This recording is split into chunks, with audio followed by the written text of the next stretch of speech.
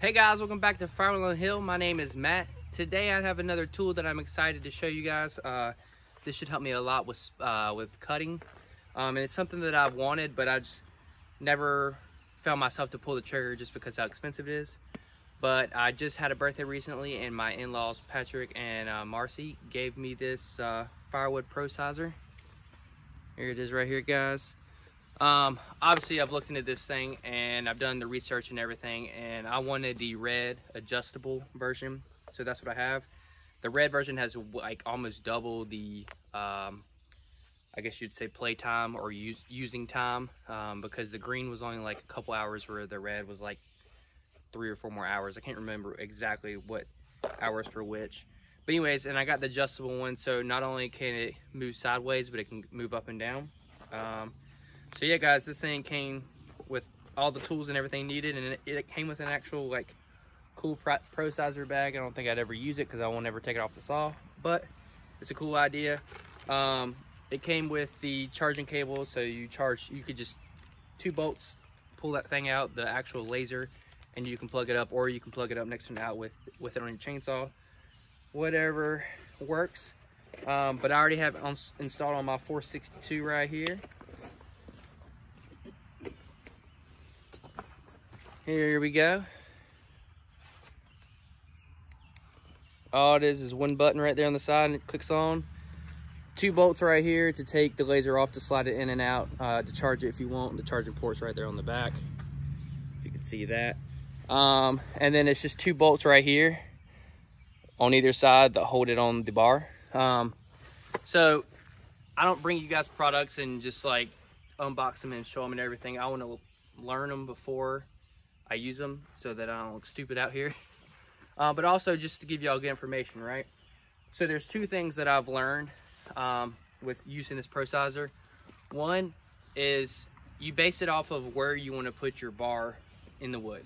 So let's bring it over to some wood that we're going to cut here shortly, and I'll show you what I mean. All right guys, what I did is I just got my measuring stick. This right here is 16 inches. I used my saw right here and marked this one and this one, so that's a true 16 inches. I'm gonna get the saw and kind of show you guys what I'm talking about when it comes to lining up and stuff. It's a bit of a curve, but once you figure it out, it's not an issue.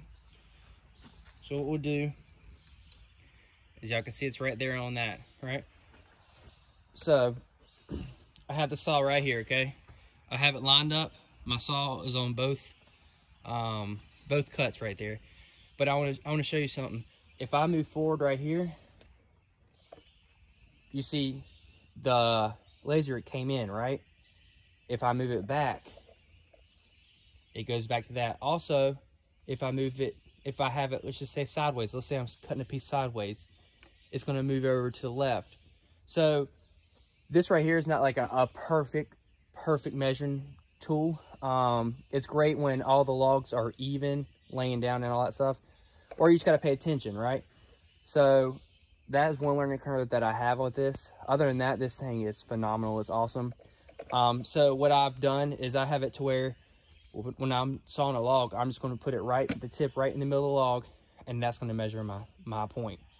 And it's just as simple as that. You just got to make sure you're consistent with every cut, and you'll get a consistent measurement. So anyways, let's get to cutting. All right guys, I'm gonna show you what I got to cut. Just like last week, I got slammed with wood again this week. I got 5 dump trailer loads this week. It just keeps coming. So this is good stuff, guys. I tell you what, I couldn't do this without the tractor, that's for sure. I see I have an open spot for them to still dump.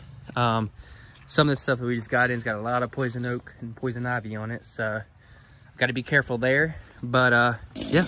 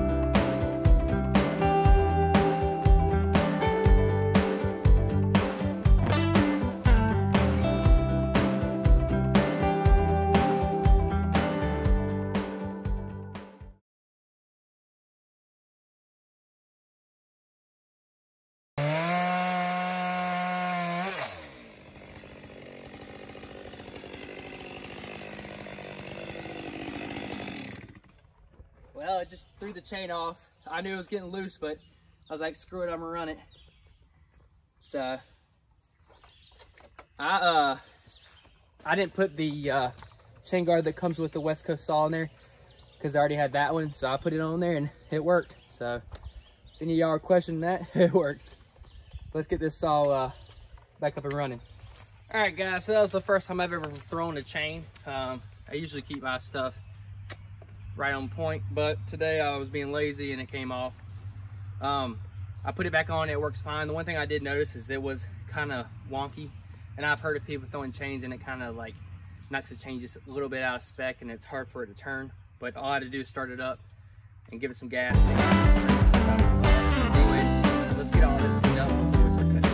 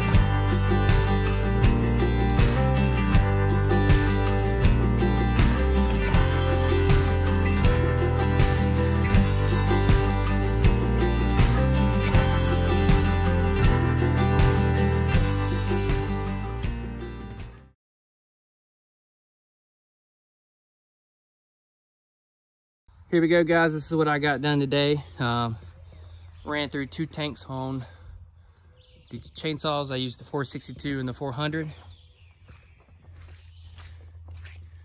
Got plenty more to cut, but this is what I got done today. Y'all see that T500, guys? That thing saves me every day. I accidentally, I charged my phone last night and I set it on the wireless charger and then it charged. So thank the Lord for that thing. Otherwise, I couldn't even do this video today. There we go, guys. It was a solid cutting sesh. I really do like the laser on the chainsaw. It's just something I have to get used to. Once I get the thing dialed in, I should be able to fly. Also, with flat logs, it would be way more effective.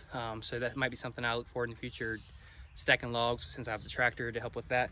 But I went through 2 tanks. I went through the 462 first, and then I used my 400 at the last part of the video. That does suck that the laser, it's not hard to put on, but no one's going to take the time to go get an Allen wrench, take it off and put on another one and set it up. You know, you're going to leave it on that saw and leave it. So I guess there's a need for 2, or I think honestly, guys, I think with this laser, what's going to happen is I'm going to cut with the laser so much that I'll visually be able to see the 16 inches and cut without anything. That's what I hope for the future. It's difficult to do that with a marking stick because you don't really pay attention, and when you're marking, you're in the wood and not away from the wood, if that makes sense. I don't know how to explain that to you guys, but with the laser, it's easier to eyeball it, or it seems like I could eyeball it a lot easier. But yeah, guys, went through 2 tanks, got a lot done. You know, I kind of been slipping on my idea of the day, or I don't know, just advice of the day. And what I'm going to say to you guys today is take every minute that you can to cut wood, even if it's an hour or so. I catch myself in the weekdays trying to get stuff done, but I'm like, oh, I'm only going to do it for an hour. It's not worth it. Well, it is, because it all adds up, right? I mean, I did this in 2 tanks, which is probably, I'll say I probably did this in an hour and a half. And that's going to be huge when it comes time to splitting, since I do not have anything to split because everything is still in log form. So just some words of advice, guys. Do it while you can, even if it's an hour, 30 minutes, whatever. Knock it out. You'll reap the benefits later, right? Anyways, guys, thanks for watching. Make sure you like, subscribe. We'll catch you next time.